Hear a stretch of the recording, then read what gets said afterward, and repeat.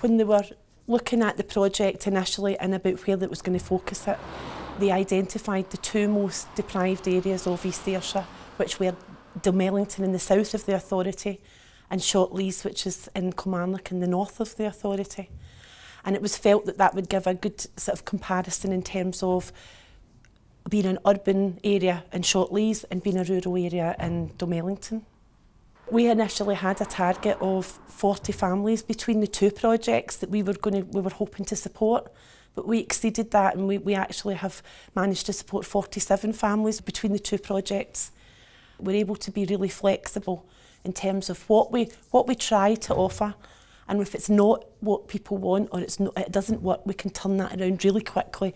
So people's needs are responded to almost immediately, and we can change things without too much red tape. We were referred to family buddies last year, and it's made a huge difference to me and my kids' lives. It's opened up a whole range of services that we didn't know was available, and given us the support that we need to go on with our life. My son and I can't speak highly enough of family buddies. They're always really open and supportive for us. We've really been made to feel welcome, and being part of it has been a really positive and helpful experience for us. The Sky Project is a community organisation based in Shortleys. It's been on the go for about 10 years, but had been a small community organisation just getting on and doing its own thing. Becoming a delivery partner with the PSP has done great things for the organisation. It's allowed us to take on more staff. It's allowed us to expand the remit of the activities that we can carry out. We've been able to deliver more intensive support to some of the families that we work with. The children come along to the groups, but we've then been able to engage with the whole family and do a much wider range of support with them. By pulling all the skills that are developed and existing in these projects, we're able to provide a much more holistic package of support. I don't think there's any other organisation locally that could have brought that range of partners to the table in such a short time scale. The local authority, NHS and Community Justice. There were very tight time scales round about it. It was, I think, 10 working days that we had, and in order for the proposal to be considered, we had to have sign-off from statutory partners. So the first thing that we did was contact the third sector organisations that we have in our membership. We didn't have the luxury of time to discuss it and explore it. It was very much, are you interested? And if you are, then you have to come to the table very quickly. It's really interesting to see how we've all came together, and it's hard to tell the difference between what groups, where the graft ends and where the lighthouse begins, or where the graft ends and where Sky begins. All coming together with a shared vision. We can go to the families, we can go to people within the community and say to them, this is how we can help you. What do you have in vision for your community? Be part of the process, and with their ideas and their input, us working in partnership, all working in collaboration. There's no gaps, no overlaps, there's no competition between us to try and address the issue. It's all just about working together to put that vision forward for the community. Without the TSI there, that money would have been lost to East Ayrshire, and it was in the region of £350,000 in the first 18 months and a subsequent £187,000 for this transitional year. So that would have been a loss. Instead of us having to go out to families and say, this is what we do this, we do this, we do this, we do this, and fit families into the support we're able to offer, what we can go out and assess is, what's your need?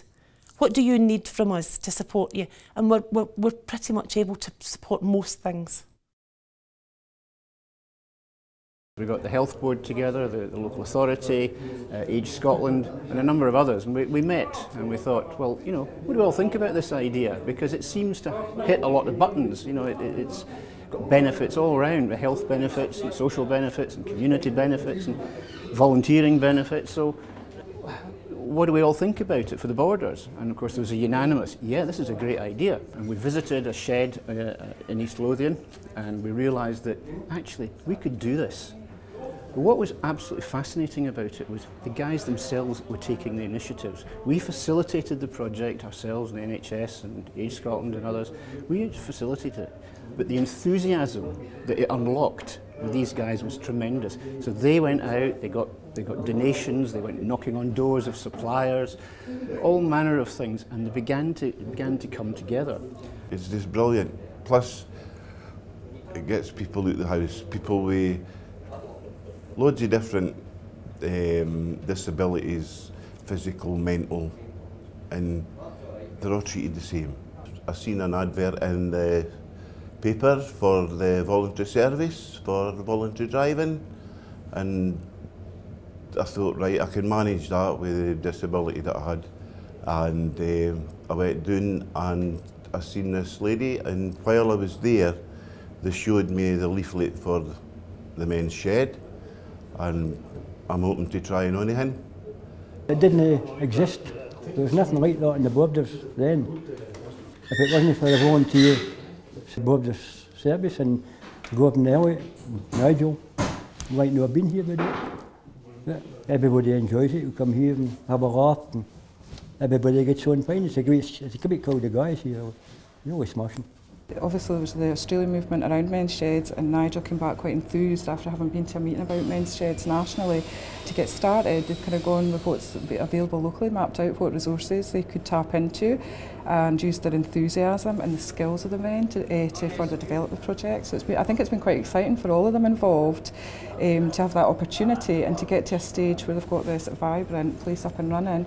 And I think some of the most important factors are that it reduces isolation and encourages social interaction and engagement in community life. I used to be a very active person, construction industry and all the rest of it, and I can't do that now, heart problems and the rest of it. So I was getting bored sitting looking out the window and can't do things, and then I heard about they're starting this up, so I come along and have a look at it, and I've been here for, this is the second year at it now, so I'm really enjoying it.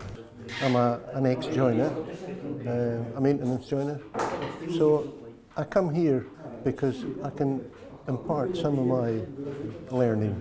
When you're at work and they say you're retiring on Friday, it's 40 years or 50 years of work, and you miss that man that you've been working with all that time.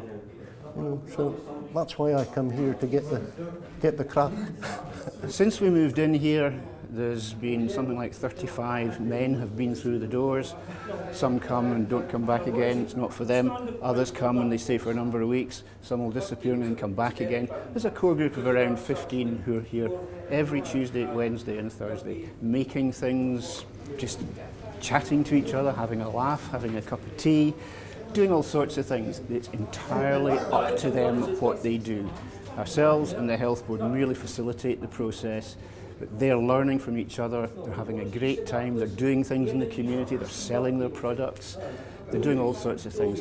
And they're all volunteers. They come. The youngest we've had is 19, the oldest we've had is 81, and they love it. And they're beginning now to talk about becoming constituted, so the learning's progressed, they're becoming constituted, they're becoming Gala Men's Shed Association, and so on. And a little social enterprise is beginning to appear as well. So we've got a whole spectrum of things, from volunteering right through to social enterprise. Volunteer Centre Borders, they have been basically the backbone until we've reached this stage. You know, with administration, phone calls, they hold the purse at the moment until hopefully in a few weeks' time we should be a charitable organisation on our own right.